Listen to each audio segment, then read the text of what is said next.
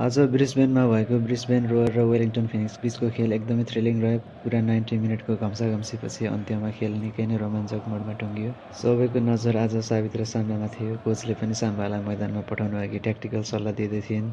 मैदानमा नेपाली सपोर्टर्सहरूको न्यानो उपस्थिति थियो। साना बच्चादेखि युथहरू सबै। कसैले नेपालको जर्सी लगाएर त कसैले क्रिएटिभ प्ले कार्ड्स बोकेर साम्बालाई सपोर्ट गरिरहेका थिए।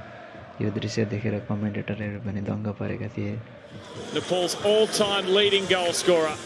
स्टार्टिङ 11 को कुरा गर्दा निक्सकी क्याप्टेन सिजे बट नि इन्जुरीका कारण आज लाइनअपमा थिएनन्। उनको अनुपस्थितिमा निक्सको डिफेन्स अलिक कमजोर देखिएको थियो। खेलको 14औं मिनेटमा निक्सकी डिफेन्डर एलियटले एकदमै टाढाबाट लङ रेन्ज प्रहार गर्दै एक सुन्दर गोल गरिन्। तर खुसी धेरै बेर टिक्न पाएन। गोल गरेको मात्रै 2 मिनेटमै निक्सले गोल खान पुग्यो। किपरले त्यो पोस्टमा अलि राम्रो गर्न सक्थिन्। खेलको 33औं मिनेटमा ब्रिस्बेनले फ्री किक पायो एन्ड गोलकिपरले अगाडि बढेर बल पन्च त गरिन् तर रिबाउन्डमा पियाजाले बल सिधै टप कर्नरमा गएर जाले चुम्यो। यो एक एब्सोल्युट ब्याङ्गर थियो। खेलको 76औं मिनेटमा फिनिक्सले कर्नर पाएको थियो र ग्रेस जालीको हेडरलाई डिफेन्डरले गोल लाइनबाट क्लियर गरे तर रिबाउन्डमा सबै दर्शकलाई नरमाइलो लाग्यो। साम्बाले गोल गर्न खोज्दा उनी रोयरकी गोलकिपरसँग नराम्रोसँग ठोकिन पुगिन्।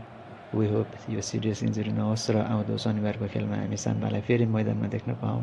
खेलको एक्स्ट्रा टाइम 97औं मिनेट फिनिक्स हार्ने स्थितिमा थियो तर लुसियाले ब्रुकननलाई एक अन्तिम मौकाको लागि पास दिइन्। आर्सेनल वुमेन्स टिमबाट खेलेकी अनुभवी ब्रुकननले गोलकिपर नियर पोस्टभन्दा अलि टाढा भएको मौका छोपिन् र कर्नर लाइनबाटै असम्भव सटलाई गोलमा परिणत गरिदिइन्। यसरी ब्रुकननको त्यो सनसनीपूर्ण गोलको मद्दतले फिनिक्सले 1 पोइन्ट हात पार्यो र प्लेअफको रेसमा आफूलाई कायम राख्यो। What a game.